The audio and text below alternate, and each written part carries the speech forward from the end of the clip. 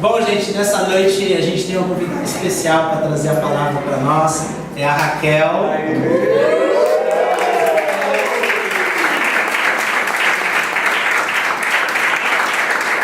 Para quem não conhece, a Raquel é a esposa do Sidney, vulgo Sidão. Eles estão casados, gente, sem brincadeira, há mais de 10 anos. 11 anos, 12 anos quase. Eles casaram com 12 anos de idade. Tô brincando, não foi bem assim, né? É que eles são. É que eles não são tão novinhos quando eles parecem ser. Eles enganam, a aparência engana, né? Já viu essa frase? E com eles é bem isso, né? Mas. É novinho? 35 anos tem o Sidney. Quem acha que ele tem 35 aqui? Só um acha, velho. Ele achou a fonte da juventude e não conta pra ninguém, né? Como é que essa pele fica tão lisa assim, meu? Então, gente, mas glória a Deus, eles são fantásticos, um casal que a gente tem acompanhado de perto já nos últimos 6 meses, mais ou menos, né? E eles frequentam a nossa casa, a gente não frequenta de vocês, porque eles moram lá em São Bernardo. E eles vão abrir a C3 ABC no dia 30 de maio. Nós estamos super empolgados com isso, vai ser muito 10. Eu queria deixar agora aqui com a Raquel. Boa noite, irmãos. Para mim, eu estou muito feliz por estar aqui hoje ministrando um pouquinho daquilo que Deus tem falado no meu coração com vocês.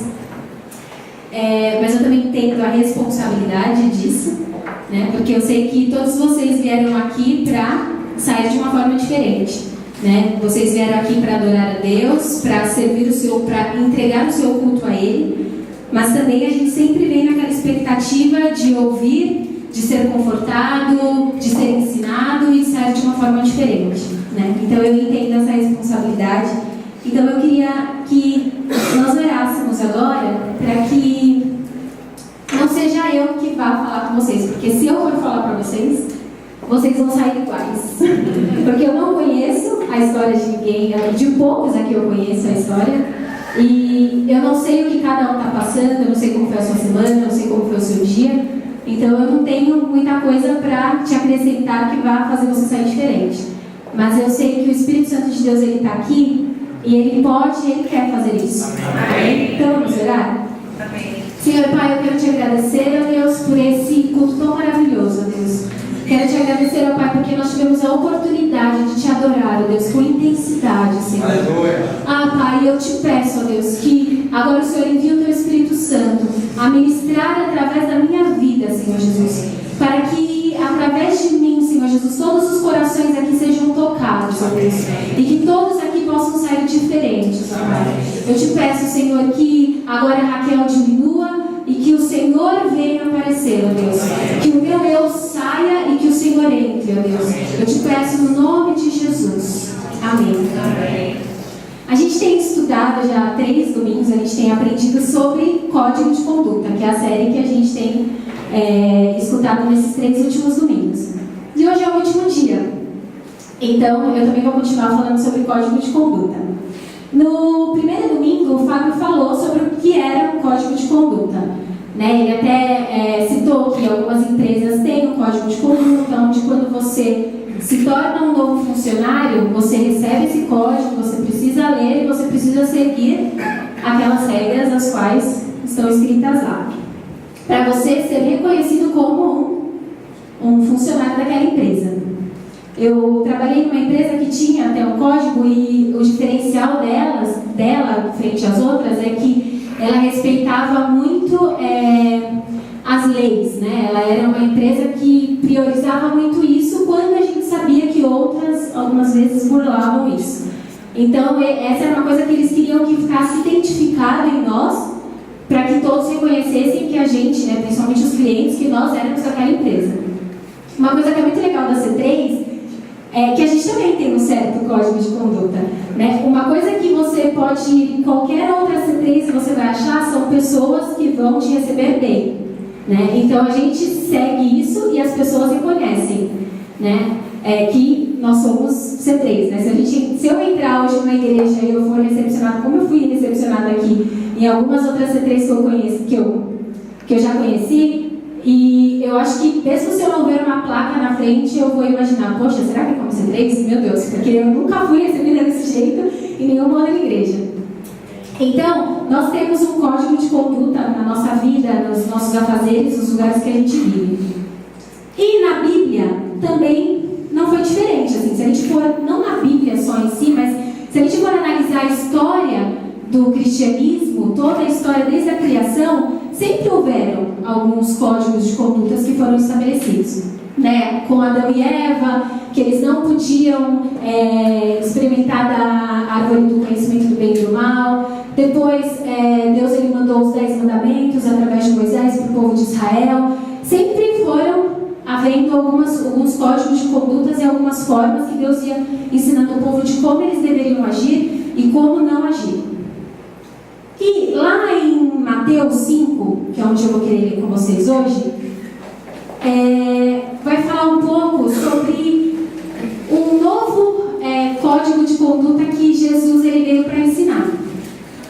É engraçado que a gente falou sobre os códigos que foram criados antes, né, da vinda de Jesus, só que eles eram um pouco pesados para as pessoas cumprirem, né? Os homens não conseguiam cumprir esses códigos, principalmente os 10 mandamentos, à risca sem falhar.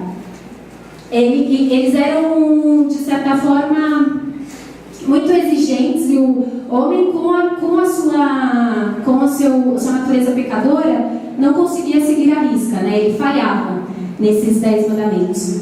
E Jesus ele veio para fazer com que isso fosse diferente, né? Ele veio para se entregar por nós na cruz, para que nós pudéssemos ter essa natureza humana, pecaminosa, transformada e perdoada, né? Então a gente vai ver, se a gente for analisar depois no Novo Testamento, a gente vê que Jesus ele resumiu todas essas leis e todas essas condutas que foram ensinadas em 2 mandamentos, que é amar a Deus acima de todas as coisas e amar ao próximo como a ti mesmo.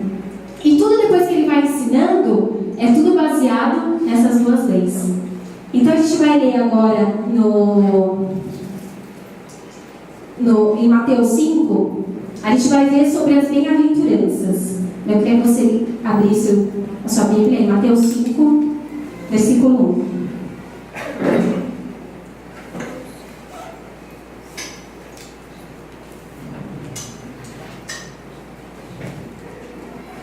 E Jesus, vendo a multidão, subiu a um monte e, assentando-se, aproximaram-se dele os seus discípulos.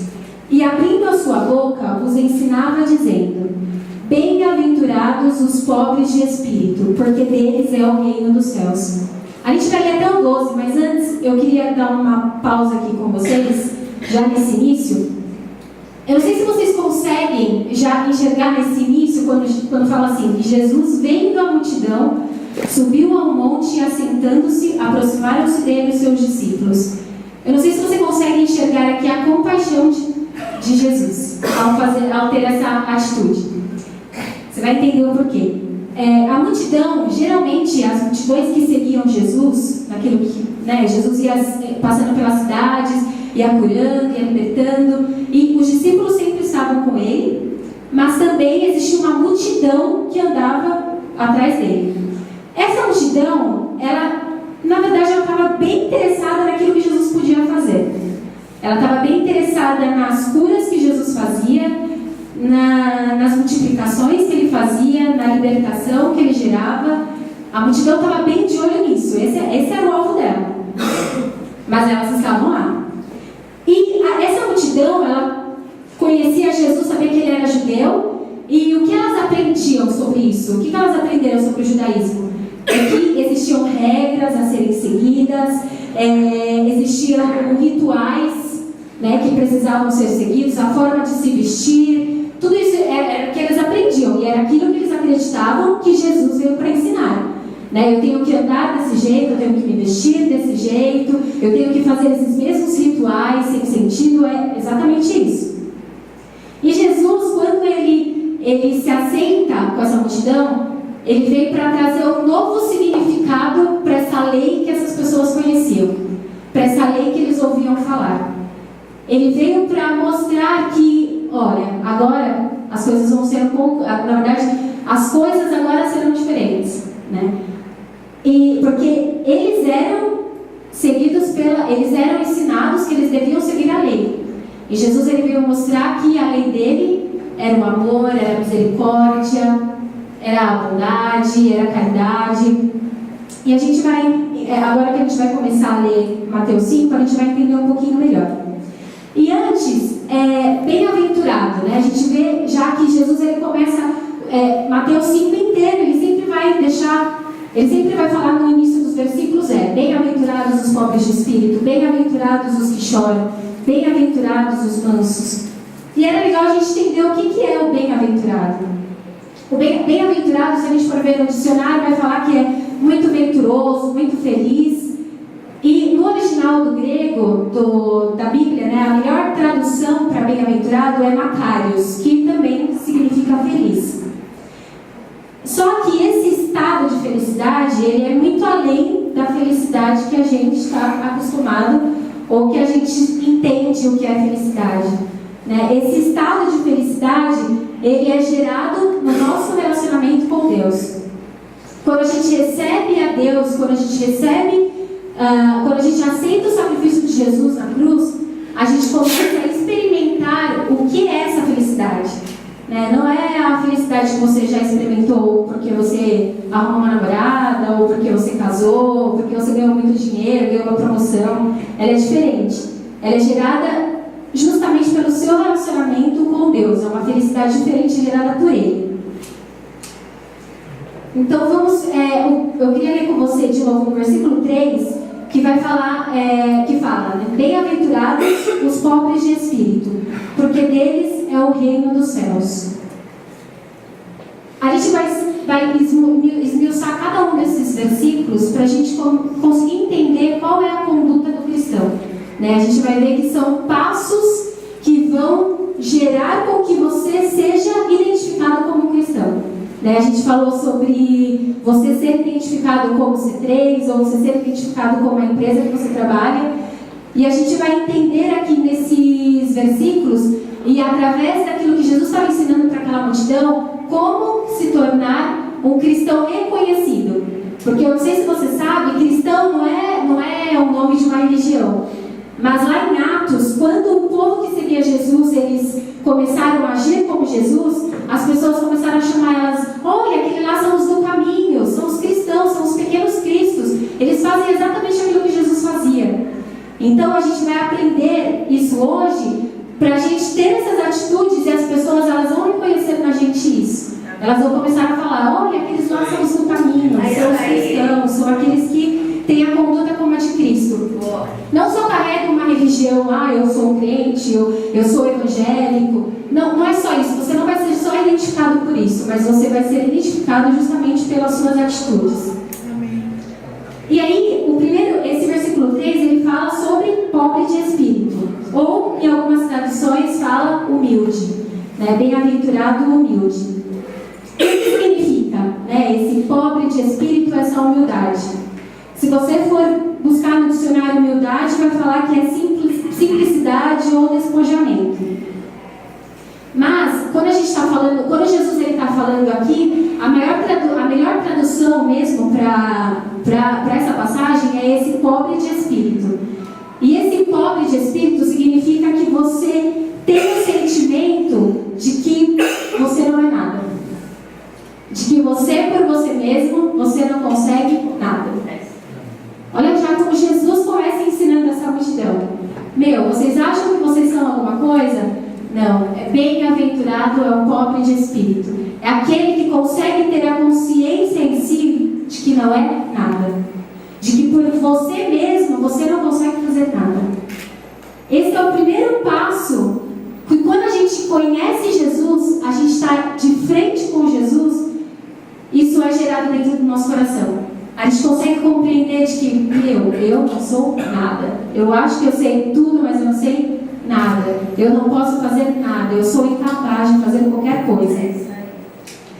E geralmente isso acontece quando a gente tenta por diversas vezes ou durante muito tempo fazer as coisas por nós mesmos, né? A gente vai tentando, não, eu posso, eu sou bom nisso, eu conheço, eu tenho tantos anos de experiência, você vai lá e dá errado. E você tenta de novo e dá errado. E por diversas vezes, em diversas áreas da nossa vida, a gente vai achando que a gente tem um controle, que a gente consegue, que a gente pode, mas não dá certo. E aí que o Espírito Santo ele acha um espaço para te mostrar de que, você sem mim, você não pode. Você sem mim, você não sabe qual o caminho melhor e quais são as atitudes melhores a serem tomadas. Então, a pessoa humilde ou pobre de espírito é aquela que reconhece a sua total autossuficiência em Cristo. Eu consigo entender, eu compreendi. Eu vi Jesus, ou tanto pela primeira vez, eu tive um encontro pela primeira vez com Jesus, ou no meu dia a dia, no meu relacionamento com Ele, eu olho para Ele e vejo que sem Ele eu não sou nada e que eu sou totalmente só e completo nele. Que eu sou autossuficiente dele, eu preciso dele. Os ricos de espírito, eles acham que eles sabem tudo, que eles precisam conquistar as coisas para eles mesmos, que é o meu reino em primeiro lugar, é as minhas vontades, é aquilo que eu quero, é do jeito que eu quero. Só que os pobres de espíritos, eles conseguem ver que as mãos deles sempre estão vazias, de que não é da minha forma, não é do meu jeito, não é o meu caminho, não é daquilo que eu desejo, são os meus sonhos. E Jesus, Ele é o nosso maior exemplo disso, de pobreza de espírito, de ser pobre de espírito. Porque Ele mesmo, sendo Deus, acho que a maior atitude dele, de ser humilde, foi Ele sendo Deus, Ele abdicou dessa posição para se tornar como nós, para que pudesse nos resgatar para o relacionamento dele conosco, o relacionamento de Deus conosco. E a gente vê Jesus ele sendo despojado quando ele se assentava com os pecadores, sentava com mulheres de má fama, com os cobradores de impostos. A gente vê Jesus sendo despojado do próprio eu dele, quando ele tocava nas feridas para curar, quando ele tocava nos leprosos, quando ele deixava ser tocado pela multidão, porque ele é Deus e ele não precisava estar diante dessa situação, mas por amor ele se fez dessa forma. A gente consegue ver o despojamento de Jesus na total dependência de Deus, Ele é o nosso maior exemplo disso, porque se você for ver nos evangelhos, ele por diversas vezes ele fala isso, deixa bem claro isso. E eu gosto muito de João 5,30 que Jesus ele fala assim: eu nada posso fazer de mim mesmo, eu não procuro a minha própria vontade, e sim a daquele que me enviou. Então, o nosso coração precisa ter esse desejo, de seguir esse exemplo de Jesus e de não querer a nossa própria vontade, mas a do Pai. Então, Ele foi o nosso maior exemplo disso. E a gente também vê o despojamento de Jesus no estilo de vida que Ele vivia, no modo de vida que Ele vivia, que era muito diferente do modo de vida que os judeus esperavam que Ele fosse vir, porque os judeus esperavam o Messias e esperavam um rei, mas um rei com toda a pompa que a gente conhece hoje. Mas Jesus ele veio com humildade, ele veio de uma forma totalmente diferente daquela que os judeus esperavam. E até tem um relato na Bíblia que fala que quando Jesus ele entrou em Jerusalém para ser coroado como o rei dos judeus, como Messias, ele entrou sentado num jumento, humilde. Então você vê que Jesus ele estava mostrando para a gente, olha, é dessa forma que vocês têm que fazer. E a gente também vê esse despojamento de Jesus no serviço deles aos homens. E lá em João 13, do 1 ao 7, a gente vê ele na Santa Ceia, junto com os discípulos, e ele vai, ao final ele se ajoelha e lava os pés dos discípulos. E ele ensina para eles, o Pedro até fica meio, não, você não vai lavar meu pé, que isso, Jesus? E ele fala, desde que eu lavo seu pé. E ele, daí Jesus ainda deu uma chamada em Pedro, E ele fala, então ok, então lava meus pés e lava meu corpo inteiro. E Jesus ao final ele fala, e é isso que vocês devem fazer, O escravo ele não é maior que o seu senhor, mas Jesus ele também estava mostrando que o senhor também não pode se achar maior do que o escravo. Então a gente vê nesse versículo 3 que a promessa para essas pessoas que reconhecem que você em si mesmo, você não é nada, que você declara a sua dependência de Deus, qual é a promessa que Deus tem para essas pessoas? Que eles vão fazer parte do reino dos céus, né? É uma promessa de salvação, de que você cumprindo essa conduta de ser humilde, de reconhecer que você não é nada sem Deus, você vai fazer parte do reino dos céus. Amém? Agora vamos ler o versículo 2. Desculpa, versículo 2 não. O versículo 4. Bem-aventurados os que choram, porque serão consolados. Daí, vamos entender agora o que significa os que choram. Na verdade, se a gente for, no final a gente vai entender que Jesus está seguindo uma sequência, não é aleatório, né? Começa na humildade, depois é para o choro, depois é para o manso, para ser de justiça. Na verdade, é uma sequência, ele está ensinando que existe uma sequência. Quando eu entendo que eu não sou nada sem Jesus, que eu tenho total dependência de Jesus, eu choro. Eu choro porque eu me arrependo dos meus pecados, porque eu começo a olhar à luz de Jesus quem eu sou, o que tem lá dentro. E isso gera um arrependimento dentro de mim, que me faz chorar. Que me faz chorar diante da santidade de Jesus, diante da beleza de Jesus. E é bem-aventurado o que chora, porque esse tem conhecido, tem começado a ter entendimento do estado que ele é, né? Do estado que ele está diante do estado de Deus. Eu li um provérbio assim, que eu achei bem interessante. Nem sei dizer se realmente é um provérbio, mas fala assim que o doente, não sei se vocês conhecem alguém que já ficou doente, simplesmente quis ignorar a sua doença e falou, não, eu vou viver, vou esquecer essa doença, porque mesmo se eu tiver que morrer, pelo menos eu vou curtir os meus últimos dias. Não sei se vocês conhecem alguém assim. Eu já conheci um pai de uma amiga minha, que ele ficou com câncer e ele não quis tratar, não quis ir no médico, falou, a hora que eu tiver que morrer, ok, mas eu quero curtir. Esse cara, ele está numa situação de felicidade, ele tem sido feliz? O que vocês acham? Daí esse provérbio, ele fala que, na verdade, ele não é feliz, ele é um iludido, ele tem se iludido, né, de que a situação dele é diferente, que ele não tem vivido aquilo. Mas, se um doente ele encara a doença dele e ele é curado, aí sim, ele pode se considerar uma pessoa realizada, uma pessoa feliz. E essa é a mesma situação quando a gente se depara com Jesus. Né? Às vezes a gente viveu a vida inteira achando que a gente era feliz, achando que, é desse jeito, é melhor estar aqui no mundo, curtindo, tal, do que estar lá na igreja. Pô, fulano é muito besta de estar lá, né? Eu sou feliz, eu tô aqui curtindo, tal, pegando várias menininhas, tal, e traindo minha mulher, isso que é felicidade.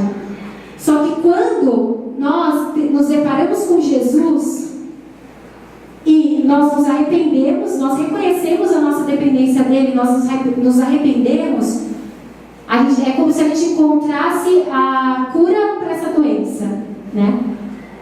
E a cura para essa doença faz eu chorar, só que ela me traz uma esperança de que eu vou ser curado.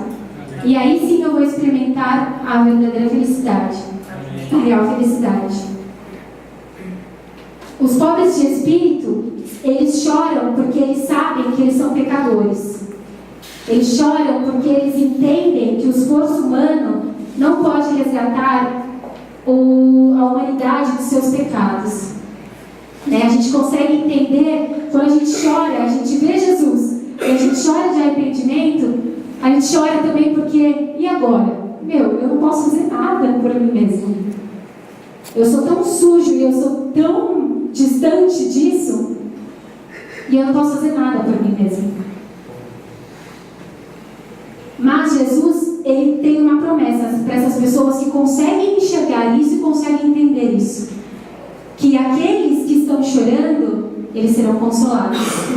Então, se você se deparou com essa situação pela primeira vez, ou se no seu dia a dia, quando você vai encontrar com Jesus, ou quando Ele mesmo ministra no seu coração quem Ele é, e você chora de arrependimento porque você está tão distante de ser como Ele, você vai ser consolado. Amém.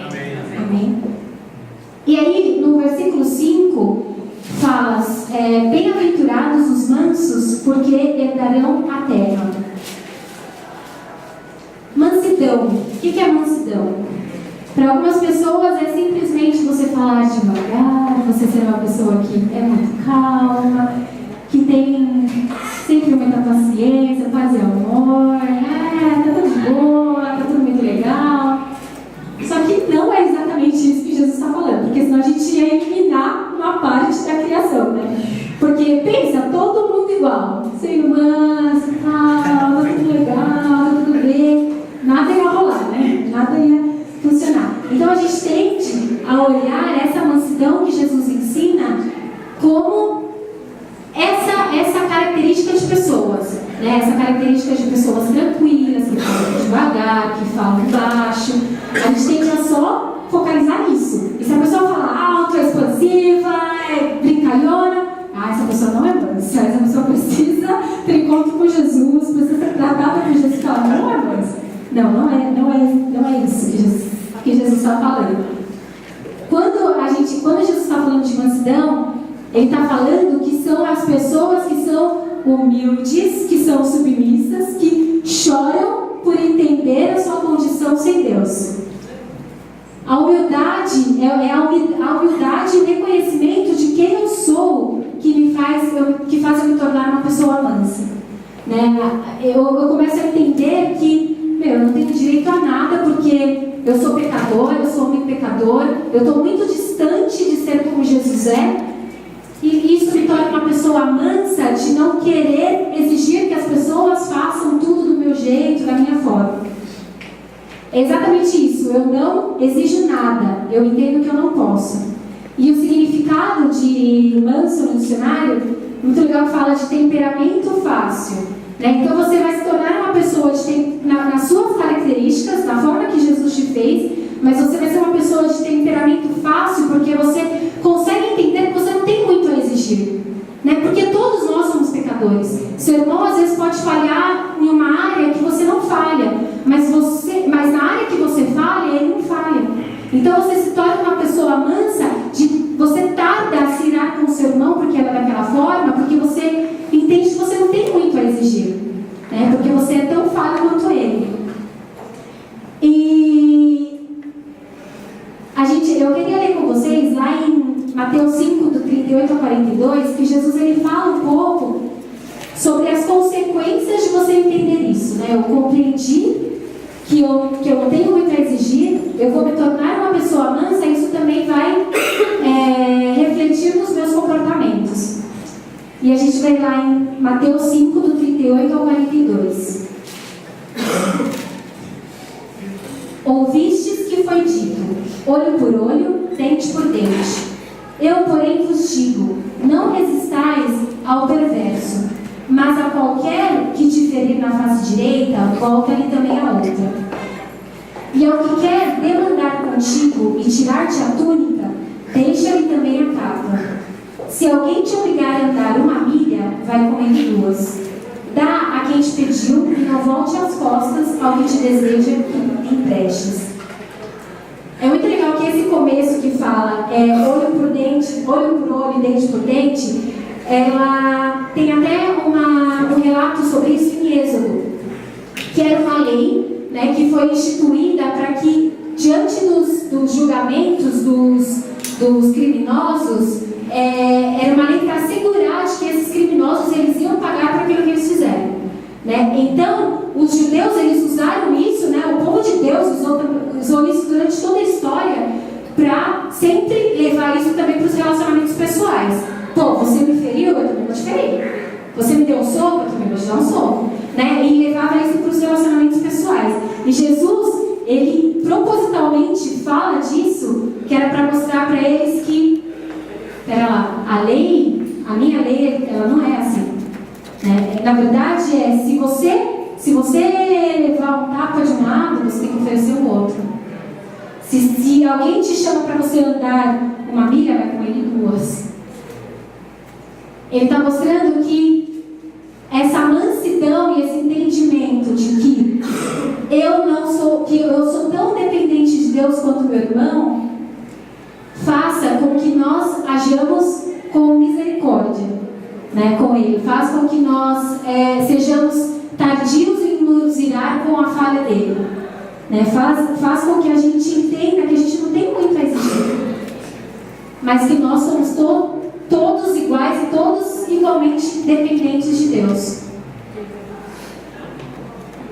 E tem em Mateus 11, 29, Jesus ele fala assim: tomai sobre vós o meu jugo e aprendei de mim, que sou manso e humilde de coração, e achareis descanso para vossas almas. Então Jesus ele começa a mostrar que assim, eu estou ensinando para vocês, mas eu também posso seguir, eu levo a responsabilidade comigo. Eu também tenho agido dessa forma. E se a gente for ver, realmente Jesus, ele demonstrou isso em muitas atitudes dele. Ele mostrou mansidão na frente dos homens da lei, quando ele foi levado para ser julgado. Ele demonstrou mansidão na hora que ele foi açoitado. A gente acabou de cantar no nosso último louvor, né, exatamente essa trajetória de Jesus. E ele cuspiram nele, ele foi açoitado, e o que ele falava é: Senhor, perdoa-nos, porque eles não sabem o que fazem. Por que ele falava isso? Pô, ele era santo, ele podia exigir que eles fossem de alguma forma melhor, né, não fossem tão rudes. Mas porque ele estava levando toda a nossa condição de pecador, né? Ele estava levando sobre ele toda a nossa condição de pecador. Então ele conseguia entender que eles não tinham entendimento. E o que ele fala: Senhor, perdoa-os, porque eles não sabem o que fazem. E a gente também vê as atitudes de Jesus de mansidão, até quando ele foi pregado na cruz, porque ele era Deus. Se ele quisesse, ele podia simplesmente virar para aqueles caras e sair derrubando tudo e falando: vocês não estão entendendo, eu sou Deus, eu sou filho de Deus e é do meu jeito, fui eu que te criei, cara, fui eu que criei esse mundo e olha o que vocês estão fazendo. Mas não, ele teve uma atitude de mansidão e de demonstrar que ali naquele momento ele era tão dependente de Deus quanto aqueles caras. Aqueles caras, mesmo errando, mesmo tendo uma atitude errada, eles eram tão dependentes de Deus quanto ele estava sendo naquele momento. E qual a promessa que Deus ele tem para os verdadeiros mansos é que eles herdarão a terra. Agora eu quero ler com vocês no versículo 6, que fala: bem-aventurados os que têm fome e sede de justiça, porque serão fartos. Eu acho que aqui é o ponto central, né? Você conseguiu entender quem você é, a sua dependência de Deus. E quando você começa a ter fome e sede de justiça, é quando você começa a entender qual é a justiça de Deus, é que as coisas começam, o seu rumo começa a mudar, e as coisas começam a ficar mais fáceis e as suas atitudes começam a mudar. Eu acho legal porque na Bíblia ela fala em Mateus 6,33, que fala assim, né? Mas buscai primeiro o reino de Deus e a sua justiça, e todas essas coisas serão acrescentadas. Então, você buscar entender a justiça de Deus, você ter fome que a justiça de Deus ela seja estabelecida, é uma das coisas que você precisa buscar em primeiro lugar. É algo que você precisa entender, porque aí você vai começar, o Evangelho ele vai começar a clarear para você, uma cortina vai começar a ser aberta e você vai começar a entender o que é o Evangelho de Jesus, o que é o sacrifício de Jesus na cruz. E essa fome da justiça de Deus, ela vai ser uma fome bem diferente da justiça dos fariseus, porque os fariseus eles estavam preocupados com a justiça própria deles. Eles estavam preocupados com aquilo, é olho por olho, dente por dente, desse jeito, fez, ok, não fez, você tem que pagar, né? E a justiça de Deus, ela é diferente da nossa, é diferente dessa justiça. E geralmente é essa justiça que a gente busca nas coisas, é nessa justiça que a gente se baseia. A justiça de Deus, ela é baseada na humildade, na misericórdia, no amor, na mansidão. E a nossa justiça baseado nos nossos padrões humanos. E geralmente isso acontece sempre, né? A gente vê o nosso irmão errando e a gente quer que Deus julgue ele, faça alguma coisa, né? Alerte ele, Jesus precisa pesar a mão nesse irmão, porque ele está fazendo as coisas erradas. Mas aí quando eu me vejo fazendo a mesma coisa, não, Senhor, tenha misericórdia, não pese a mão sobre mim, não me julgue, Senhor, me perdoe. Né? A gente quer a justiça de Deus para os outros, mas para nós não. Só que essa é a justiça baseada na nossa natureza humana. Só que Deus, Ele quer que a gente tenha fome e sede da justiça dele, que é diferente da nossa justiça. E eu queria ler com vocês também continuar em Mateus, do 43 ao 48.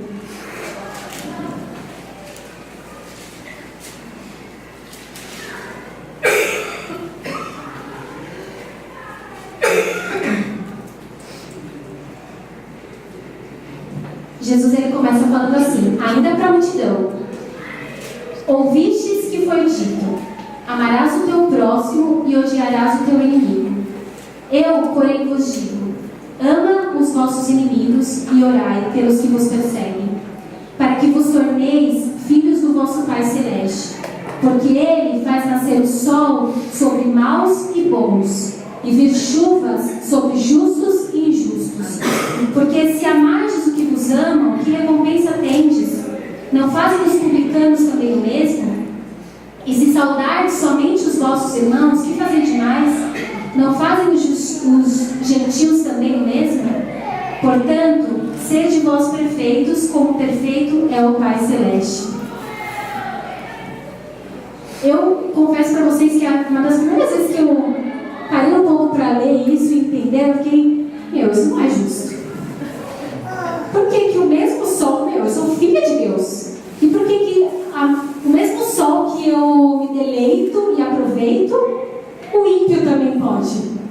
Por que a mesma chuva que me dá o alimento também dá para ele? Não, isso não é justo. Precisa existir uma diferença entre aquele que serve e aquele que não serve. Eu preciso ser sempre mais beneficiada do que ele, porque eu sou filha de Deus. Mas na justiça de Deus, ela é diferente. É como o filho pródigo, né? Quando o filho que largou tudo, que pegou todo o dinheiro do pai e foi, gastou tudo e voltou, o que o pai fez? Fez uma festa para ele. E aquele que estava usufruindo já com o pai, ele nunca fez uma festa para mim, eu nunca larguei ele, eu gastei o dinheiro todo, eu sempre estive aqui do lado dele e ele nunca fez isso para mim. E às vezes, quando a gente age com a nossa própria justiça, é dessa forma que a gente quer exigir as coisas de Deus. Mas a justiça de Deus é diferente. E eu estava até pensando esses dias sobre um caso atual que a gente tem visto na TV, sobre esses muçulmanos que sequestraram, eu não sei se todos aqui viram, mas alguns muçulmanos do Estado Islâmico, eles sequestraram alguns cristãos que tinham ido trabalhar, né, foi na Síria, né? Foi na Síria, né? Que foram trabalhar na Síria e eles foram presos e fizeram filme com eles, matando todos eles, etc. E eu assisti um vídeo que o irmão de um deles fala que eles perdoavam eles, que na verdade aquilo foi muito legal, não legal, desculpa gente, mas eu me expressei errado, mas que foi importante, né, ter tudo aquilo acontecido, porque Jesus estava sendo pregado, Jesus ele estava sendo anunciado ao mundo através daquela atitude. E eles perdoavam, né? O homem ainda falava, a minha mãe também diz que perdoa ele, que se ele um dia quiser, se algum deles algum dia quisesse vir na nossa casa, nós os receberíamos, né? Porque nós perdoamos eles, porque nós entendemos que eles na verdade não têm ainda entendimento da verdade, não sabem ainda quem é Jesus. E eu fiquei pensando sobre isso. Vamos supor que um ladrão ele vem, mate alguém da sua família e ele é preso, e na hora que ele vai ser julgado por um juiz, esse juiz ele diante do juiz fala: eu me arrependo, me perdoa, por favor, juiz, eu estou realmente muito arrependido de tudo aquilo que eu fiz e eu preciso do seu perdão. E esse juiz fala para ele: ok, então se você não se arrependeu, você está justificado, você está livre. Isso não parece ser muito justo, né? O juiz que faria isso não é um justo juiz. Mas a justiça de Deus conosco, ela ajuda dessa forma. Porque Jesus, ele nos encontrou em estado de pecado. Ele nos encontrou perdidos e totalmente distantes daquilo que a trajetória que ele desenhou para nós. A gente estava totalmente, ou alguém aqui, quando foi encontrado por Jesus, não, estava totalmente limpo e tinha um coração puro. Quando é tão engraçado, porque até a psicologia fala que isso é tão da nossa natureza, né, a maldade ou o egoísmo, que se você colocar uma criança pequena, de 4 anos, com um brinquedo, daí depois você pega uma outra criança, você coloca ela junto e você fala para eles dois dividirem, provavelmente essa criança que já estava com o brinquedo antes, ela vai: não, é meu. Não te empresto, é tudo meu. Então a gente vê que isso é uma condição humana, é a nossa natureza pecaminosa.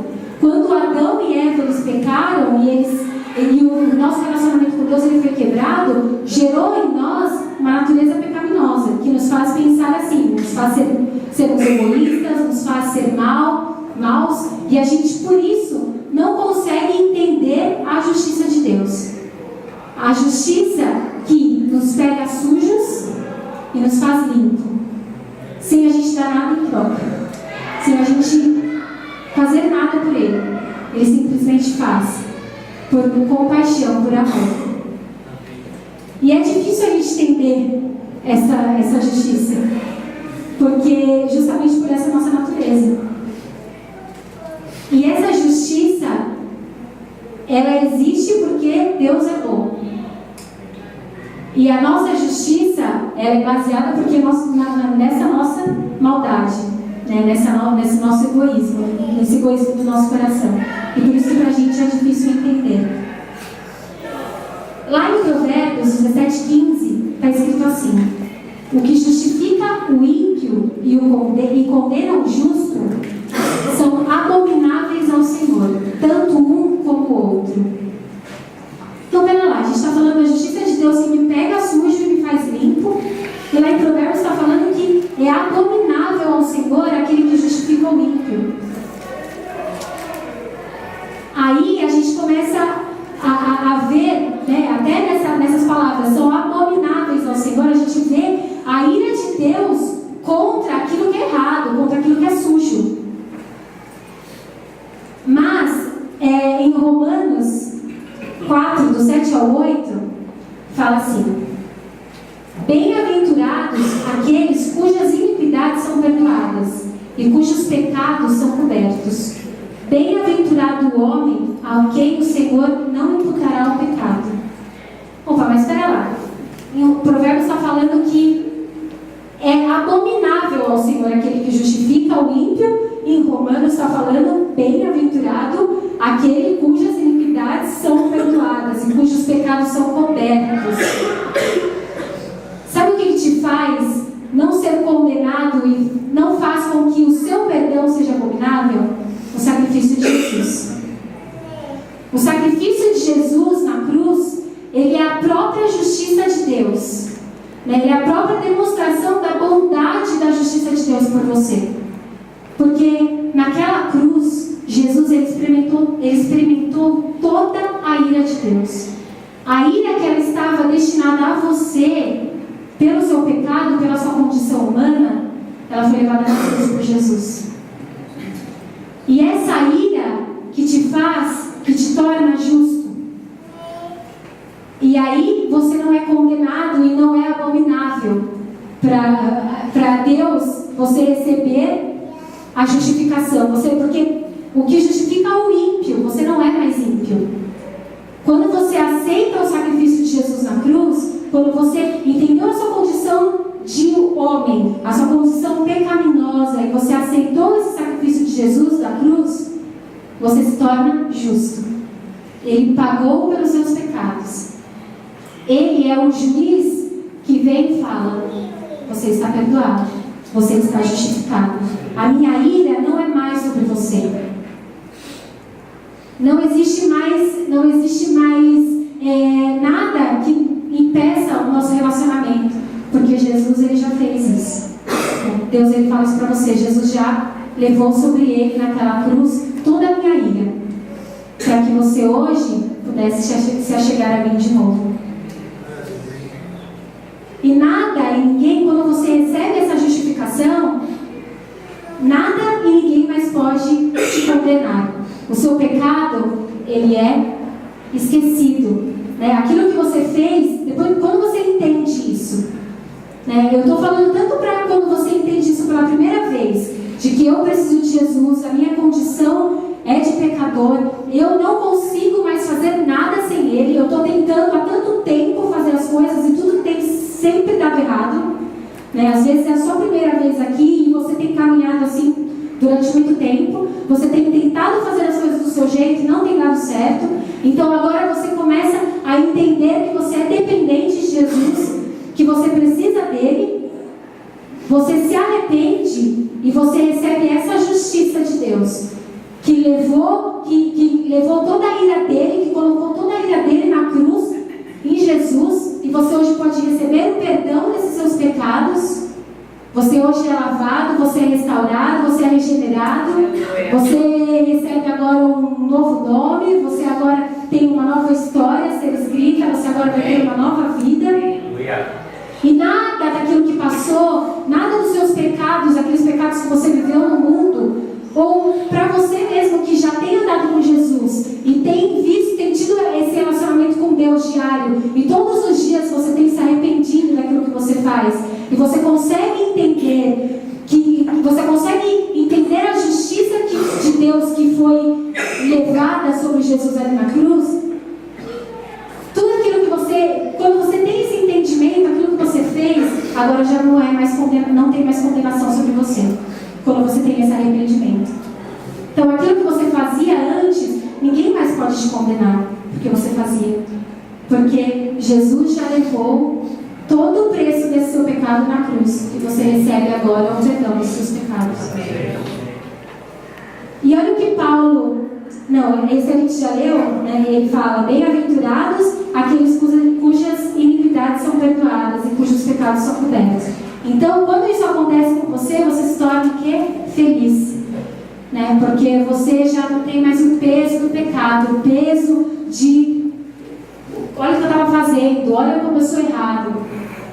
Eu acho até isso interessante, porque às vezes a nossa dependência é tão grande de Deus, porque até para você ter esse entendimento, quem te leva a esse entendimento é Ele, através do Espírito Santo dele, né? Você está na caminhada, às vezes você acha que por acaso você apareceu numa igreja, por acaso você apareceu aqui, mas na verdade quem te trouxe foi o Espírito Santo de Deus, porque Ele começou a trabalhar dentro do seu coração a sua dependência de Deus. Então tudo é um trabalhar dele, nada é de você, até mesmo a sua decisão de ir atrás dele vem dele. Amém. E qualquer religião que a gente vê por aí, elas são geralmente baseadas nas obras. Aquilo que você faz, você vai ter recompensa, né? Se você fizer caridade, na próxima vinda, você vai ser uma pessoa melhor. Se você cuidar daqueles que precisam, daí sim você vai ter alguma recompensa. Mas o Evangelho, ele não é dessa forma. Ele é baseado na graça, né? Você não merece essa justiça de Deus que vem sobre você, esse amor de Deus que vem sobre você, só que Ele te dá de graça. E às vezes realmente a gente não consegue entender. Eu fico todos os dias sempre falando: Senhor, me faça entender hoje um pouco mais do que é esse teu amor, do que é essa tua graça. Porque a nossa natureza humana faz com que nós não consigamos compreender ela no todo, né? Porque ela realmente só pode vir de Deus, que é bom. E aí a gente vê agora, a partir do versículo 7, a gente vai ver que fala muito mais sobre comportamento. E todos esses comportamentos, eles vão ser uma consequência agora de que você conseguiu compreender que você não é nada e que você precisa da justiça de Deus. Que você necessita desse amor e dessa graça de Deus sobre você. E é a primeira coisa que você, quando você entende isso, né, quando você tem tido fome, eu tenho fome, eu quero entender mais o que é a tua justiça, Jesus. Eu quero agir como a tua justiça, não com a minha. Eu quero agir com o teu amor e não com o meu, que é limitado. A primeira coisa que a gente vê no versículo 7 é: eu vou me tornar misericordioso. Bem-aventurados os misericordiosos, porque alcançarão misericórdia. Misericórdia, misericórdia, a tradução na verdade, é uma junção de duas palavras, que seria miseris e córdia. Miseris é miséria e córdia é coração. Então isso significa que é você colocar o seu coração na miséria do outro. Então, quando eu consegui, eu estou na minha trajetória, eu consegui entender todos esses passos, poxa, emocionada, eu preciso de Deus, eu preciso aprender como Ele é, eu preciso receber a justiça dEle, porque eu me arrependi dos meus pecados, eu enxerguei tudo isso. Eu vou começar a colocar o meu coração na miséria do outro, eu vou começar a ser misericordioso. E a misericórdia, ela é um dos atributos mais fortes de Jesus, porque, na verdade, Ele é a própria misericórdia em ação, porque a atitude dele de se entregar na cruz e levar sobre Ele, mesmo Ele sendo puro, levar sobre Ele toda a ira de Deus por nós, demonstra uma misericórdia por nós, pela nossa condição, porque Ele desejava que nós fôssemos resgatados a Deus. E essa demonstração dele foi intensa. E a gente vê lá em Mateus 18, 33 ao 34, ele fala assim: não devias tu também ter compaixão do teu companheiro, assim como eu tive compaixão de ti? Então, ele teve compaixão de nós. Então, quando eu começo a compreender isso, eu também vou começar a ter compaixão do próximo, porque eu fui fruto da compaixão de Jesus. Se hoje eu sou o que sou, é porque eu sou fruto da compaixão de Jesus. Eu tenho recebido esse amor, eu tenho tido direito agora de ser chamado filho, de viver junto com Jesus, então eu sou fruto dessa misericórdia. Então o que eu preciso ser agora é também misericordioso. Misericordioso com aquele que ainda não teve esse encontro com Jesus. A minha misericórdia precisa ir ao ponto de eu levá-lo a experimentar aquilo que eu tenho experimentado. Eu ser misericordioso com meu irmão, que às vezes não consegue compreender algumas coisas ainda, e eu vou levá-lo também a entender isso. Essa misericórdia é para aqueles que tiveram as suas dívidas pagas na cruz. Quando eu consigo entender que a minha dívida foi paga na cruz, eu também vou perdoar o meu irmão. E Jesus, ele até conta nos Evangelhos uma parábola que fala sobre isso. Do homem que devia ao rei, ele chegou para o rei e falou, e o rei foi lá cobrar ele: e aí, você não vai me dar o meu pagamento, aquilo que você está me devendo? Ai, rei, eu não tenho dinheiro, eu estou passando por dificuldades, necessidades. E ele fala: ok, então suas dívidas foram perdoadas. E esse mesmo cara que teve as dívidas perdoadas, ele chega pro funcionário dele e fala: e aí, você não vai pagar aquilo que você está me devendo? Ai, eu estou passando por dificuldade, eu estou sem condições de te pagar. E ele não age com a mesma misericórdia com que ele recebeu. Então a gente precisa ter cuidado para que essa conduta não nos falte. A gente tem recebido a misericórdia de Deus, então nós também precisamos agir com essa mesma misericórdia. Amém? E o final do versículo 7 fala: porque alcançarão misericórdia, os misericordiosos alcançarão misericórdia. Então vai ser um ciclo: eu sou misericordioso, eu vou alcançar misericórdia. Eu sou misericordioso e eu vou alcançar misericórdia. E aí no versículo 8 fala dos limpos de coração. Bem-aventurados os limpos de coração, porque verão a Deus. Então a outra consequência do meu entendimento de quem eu sou em Deus e de eu receber a justiça de Deus sobre mim é que agora eu vou ser limpo de coração. Quando Jesus levou na cruz os nossos pecados, Ele não só carregou a nossa culpa e os nossos pecados, né? Ele nos limpa de todos esses pecados e nos faz agora ter atitudes diferentes, ter uma conduta diferente. Não é só, ok, tudo aquilo que eu fiz até hoje Ele levou, então agora vamos continuar e, pera lá, você vai se deparar de repente pecando de novo. Só que quando eu busco ter o meu coração limpo, né, nessa caminhada eu vou vendo que algumas coisas que para mim são difíceis de vencer, Ele vai te ajudando a vencê-las e você vai se tornando cada dia mais limpo, né? Não necessariamente do dia que eu recebi Jesus, pronto, agora estou totalmente branco e nada mais agora vai me afetar, eu posso ser um super crente, eu sou homem, posso ver uma mulher pelada na minha frente, nada vai acontecer.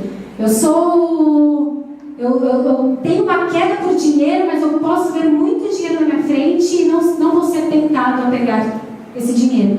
Não, vai ser agora um processo, uma caminhada com Jesus que vai te tornar cada dia mais limpo de coração e parecido com Jesus. Você vai ter a sua visão transformada.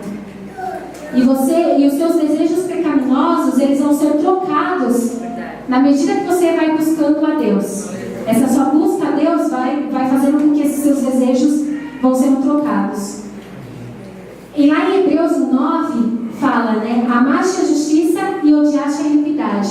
Por isso Deus, o teu Deus, te ungiu com óleo de alegria, mais do que a teus companheiros. Então, na medida que eu vou caminhando com Jesus, eu vou me tornando mais parecido com Ele, eu vou sendo limpo dos meus pecados, eu vou experimentar dessa alegria. Né? Quando eu amo essa justiça de Deus e eu leio esses pecados que eu vivia, eu vou ser ungido com óleo de alegria. E somente os limpos de coração verão a Deus. Essa é a promessa no final desse versículo que fala: os limpos de coração, esses verão a Deus. E no versículo 9 fala dos pacificadores. Bem-aventurados os pacificadores, porque serão chamados filhos de Deus. Os pacificadores são aqueles que se reconciliaram com Deus, eles agora têm paz com Deus, né? Lá em Romanos 5:1 fala: justificados, pois, pela fé, tenhamos paz com Deus, por nosso Senhor Jesus Cristo. Então eu fui justificado por Deus e agora eu passo a ter paz com Deus. E também eu vou fazer com que eu vou levar outros a também viver essa paz com Deus.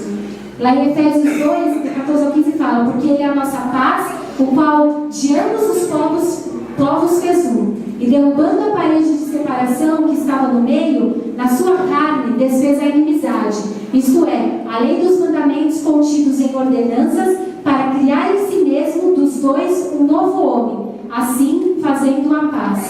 Então eu vou ser pacificador, eu vou não só ter paz com Deus, mas vou ser também o embaixador da paz por onde eu passar. E eu vou levar os homens também a terem essa paz com Deus. Amém? Amém. E perseguidos por causa da justiça. No versículo 10. Bem-aventurados os perseguidos por causa da justiça, porque deles é o reino dos céus. E já vamos ler o 11 e o 12. Bem-aventurados sois quando, por minha causa, vos injuriarem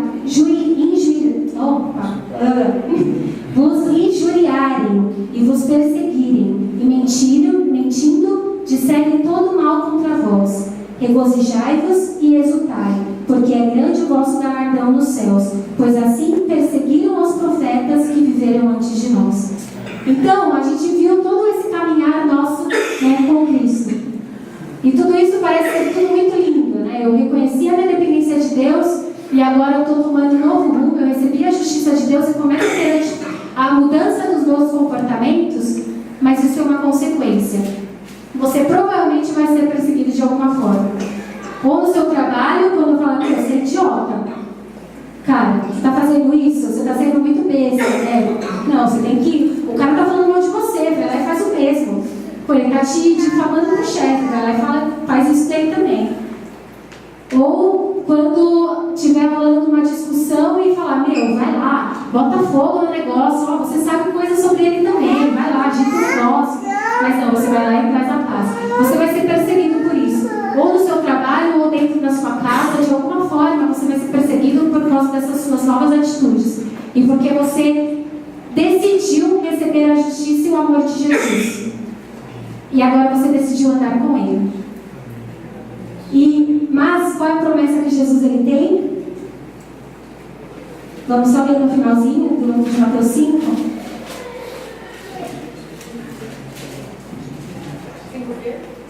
Do 10 ao 12.